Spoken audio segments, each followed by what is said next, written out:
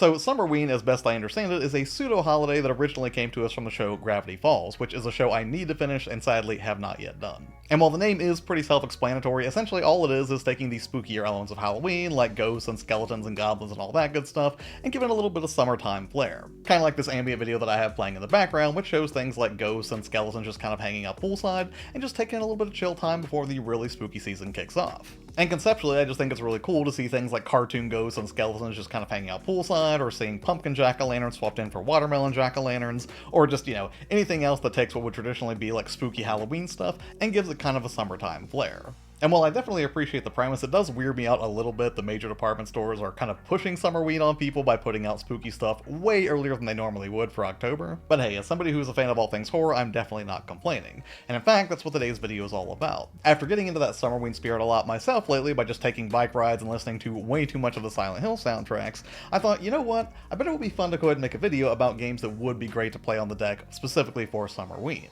But I did have some criteria for selecting games that I think would fit that mold. Now obviously this is completely subjective, made up nonsense that I just chose, so if you have your own rules for what makes a good Summerween game, I would love to hear about it in the comments below. But the first criteria that I had was it could not be strictly Halloween or strictly summer necessarily. It had to represent a harmonious blend of both of them. So Silent Hill 2, as much as I love it, will be immediately disqualified because it kind of takes place on like a foggy, rainy fall day, right? And then on the flip side, I also wouldn't entertain games that were almost entirely Halloween-based, things like Pumpkin Jack or Savage Halloween.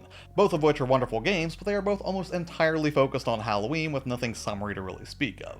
And my second criteria was that I wanted to prioritize games that were really easy to jump into and out of, or weren't going to take a ton of time to refamiliarize yourself with the controls. Because when I think summertime, I think, breezy, relaxing, vacation, and that kind of thing, and I don't feel like an exceptionally long or terrifying or complex game would really fit that bill. So something like Alien Isolation would not be something that I would play for Summerween. Which kind of feeds directly into the final criteria I had, was that none of the games should be objectively terrifying. Nothing wrong with playing a scary game, I love them to death, but when I think about Summerween in particular, I like to imagine all of the ghosts and ghouls and goblins that might otherwise terrorize people during Halloween are just enjoying some downtime by the pool, right? So to that end, I think games should definitely have a little bit of eeriness to them, something in the vein of like Goosebumps, but not be outright terrifying to the tune of something like, I don't know, The Evil Within 2. Basically nothing that's going to completely grip you with terror throughout. And with that out of the way, the first game on my list was actually a fairly unorthodox choice, but one that I think that I could justify based on its themes and presentation, and that would be Hotline Miami. And the first time I played this game was actually on the Nintendo Switch a few years back, and that was after I ordered physical copies of it from a place called Special Reserve Games.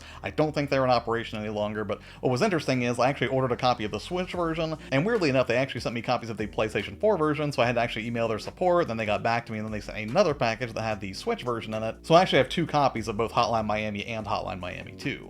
And even though I always sit down and start playing it and say that I'm going to finish it, I still have not done so yet. But I started really getting into it this summer, and at this point I want to say I'm about halfway through because I think there's about 13 levels in this game. And if you're not familiar, the premise is that you are a masked killer in Miami in the late 1980s. And sure, it is an action game, but the premise is pretty horrific when you think about it. But thanks to its top-down cartoonish presentation, a lot of the scary elements do get dulled down here. Plus the soundtrack is just banger after banger, and for my money, Hotline Miami lands solidly in the pantheon of all-time great video game soundtracks.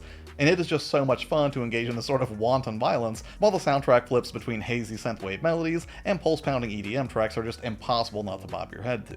Plus, I think those hyper-saturated pastel visuals really go nicely with the horror and make for the perfect Summerween cocktail. It is an absolute indie darling, and if you're somebody who does like that sort of top-down action-heavy gameplay, you should definitely check this one out because it still holds up even though it's getting a little bit long in the tooth at this point. And the nice thing is, even though you will die over and over and over again, the game gets you right back into the action as quickly as humanly possible, which really does keep the game from ever getting bogged down so much that it becomes an absolute slog or something. Oh, and fun bit of trivia that I did not realize about Hotline Miami, if you watch John Wick 4 when they have the top-down shooting sequence, that looks like an homage to Hotline Miami, but apparently was actually an homage to a different game that was itself inspired by Hotline Miami, the Hong Kong Massacre. And naturally, as a 2D game, performance on the Steam Deck is completely impeccable, and I had no control issues to speak of. Although I will say when I first jumped back into it, I kind of forgot that you could lock on to individual people that you needed to kill in any given level, and I made the game unnecessarily difficult for myself for about 5 minutes. But now let's slow things down a little bit with a game that is way more chill and way more cozy than what you would get from Hotline Miami, and that would be Creature Kitchen.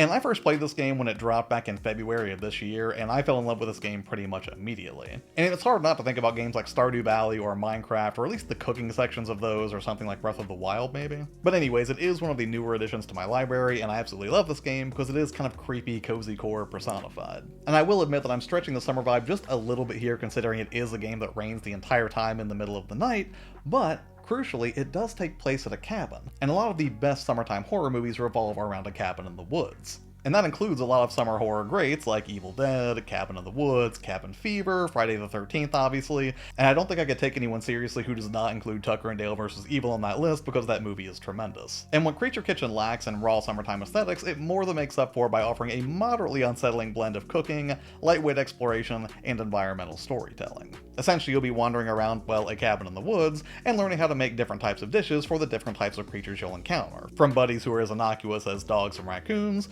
to creepier things that live up the trees outside the cabin. Plus, it is consistently surprising seeing what recipe you'll get to cook up next, or what spooky new friends you might make in the forest, or hiding out in the depths of your mind-bendingly infinite pantry. Now, when it comes to Steam Deck performance, this one mostly performed at a flat 60 FPS most of the time if you were indoors. You might see occasional hiccups where it drops to like the low 50s if you're running around outdoors temporarily to gather different supplies, but by and large it's a game that runs great on the Steam Deck. So yeah, it's a chill, comfortable cabin cooking game with just enough unsettling, cutesy, otherworldly weirdness to keep your attention.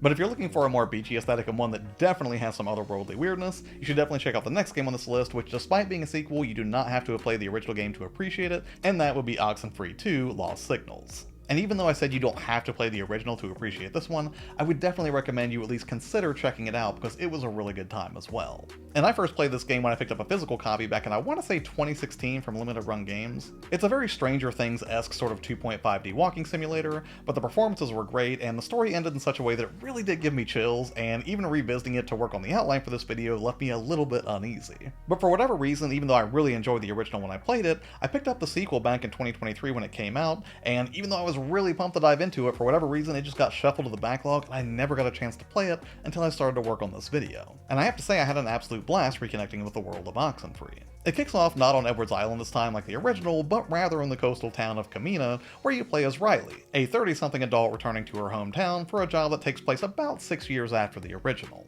And just like the original, you'll be interacting with strange radio signal phenomena and exploring a variety of hand-painted 2D environments that really pop visually as you make your way around. You'll also encounter a range of other characters and another mystery that is chock full of supernatural intrigue. And while it kicks off normally enough on a summer night, the entire area is unsettlingly vacant, and there are definitely some weird moments that pop up right after you get familiarized with the mechanics. And while most of the gameplay revolves around some light environmental puzzle solving, the real draw is the mystery and the dialogue because the performances remain top-notch here. And just like the first Oxenfree, it has a dreamy synthwave soundtrack that sounds like a cross between Stranger Things and It Follows, which really only adds to the intrigue. And while it definitely has some clear connections you can draw to the first game, the story does stand on its own so far, and you don't need to have played that original to appreciate this one.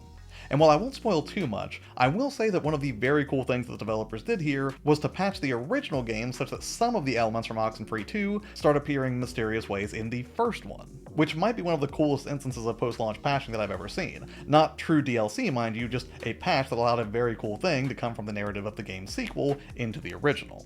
As expected, it runs butter smooth on the Steam Deck at 60 FPS, and the controls are really easy to grasp since it's a straightforward narrative-driven game. Occasionally I will say the way the artwork is layered, it can be a little confusing as to which part of the environment you can interact with in the background, but to be fair, that's a pretty minor gripe because the map system is excellent and the odds that you're going to get lost in this game are pretty low. So if you're looking for a slower, slightly more meandering, narrative-based game that really feels like telling a ghost story around a campfire, Oxenfree II and, well, the original as well are both worth a look.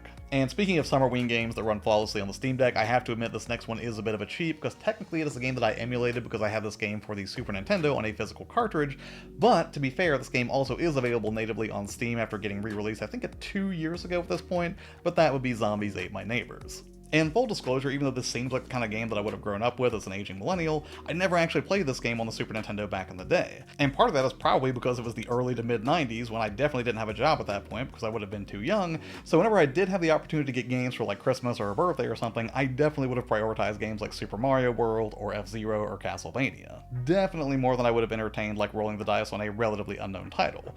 But I definitely should because this game was published by Konami, who was just absolutely on fire in the 90s, and it was developed by LucasArts. And the game is billed as a top-down run-and-gun comedy horror game.